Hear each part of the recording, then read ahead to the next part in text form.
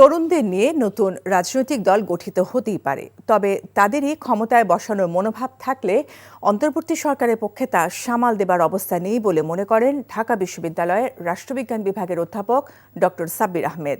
এনটিভিকে দেয়া সাক্ষাৎকারে একথা বলেন তিনি।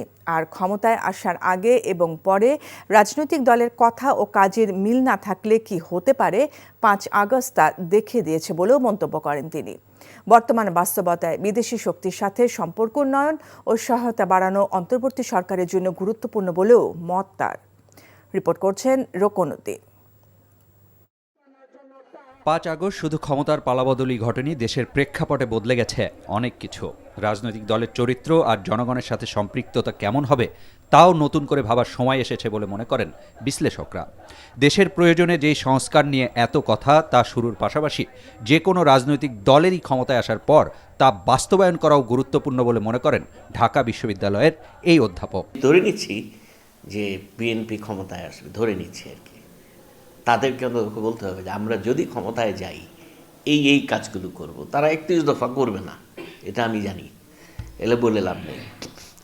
হ্যাঁ, কিন্তু তারা কি করবে, মানে অন্ততপক্ষে এই ৫ই আগস্টের পরে আমরা রাজনীতিক শক্তির কাছে এই জিনিসটা চাই, কথা এবং কাজের মিল। ক্ষমতায় আসার পরে যিনি আসুক স্যার, যে দলই আসুক, তারা যদি বলে এই সংস্কারের সবকিছু।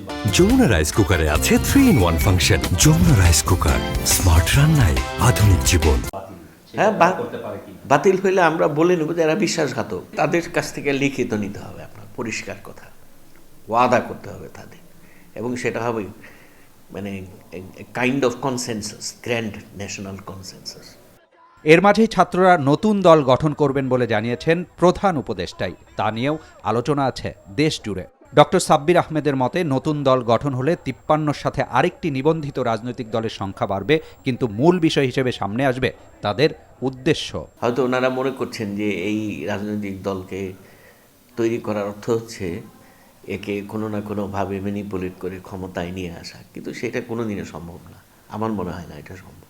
সেটা হলে দেশ আরেকটা নতুন ক্রাইসিসের মধ্যে পড়বে। সেটা ট্যাকেল দেওয়ার মতো ক্ষমতা অন্ততপক্ষে ইন্টারিম গভর্নমেন্টের নাই। তাদের যদি একটা সুনির্দিষ্ট আদর্শ নিয়ে যদি ধরে মাঠে কাজ করে হবে, কিন্তু বিষয়টা যদি এরকম হয় যে দল কিছু ব্যক্তিকে সার্ভিস দেওয়ার জন্য একটা দল গড়ে উঠেছে, জাতীয় পার্টির মতো বা অন্যান্য যে কিংস পার্টির মতো, হ্যাঁ, কিছু লোকের আত্মসমৃদ্ধির জন্য তারা দল করছে, তাহলে ওই দল টিকবে না। দেশের অভ্যন্তরের নানান বিষয়ের সাথে আলোচনায় আছে বিদেশি সহায়তায় কিছুটা টান পড়া আর দেশের অর্থনীতিও। সেখানেও দেশের রাজনৈতিক দলের সাথে ঐক্যমতের মাধ্যমে বহির্বিশ্বের সাথে সম্পর্ক জোরদার গুরুত্বপূর্ণ বলে মনে করেন এই বিশ্লেষক। অনেকগুলো পাওয়ার আমাদের হোস্টাইল করে ফেলছি, আমরা ভারতকে হোস্টাইল করে ফেলছি পলিটিক্যাল কারণে, আমেরিকা হোস্টাইল, তাই না? যমুনা রাইস কুকারে আছে 3-in-1 function. Jamuna rice cooker, smart রান্নায় আধুনিক জীবন।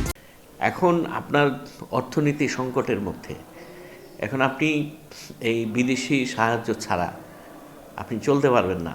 ইন্টারিম গভর্নমেন্টেরও উচিত যে রাজনৈতিক নেতাদেরকে নিয়ে একটা কালেকটিভ প্রচেষ্টার মধ্যে নিয়ে আসা, সম্মিলিত প্রচেষ্টার মধ্যে, যাতে দূরত্বটা নিজেদের মধ্যে তৈরি না হয়।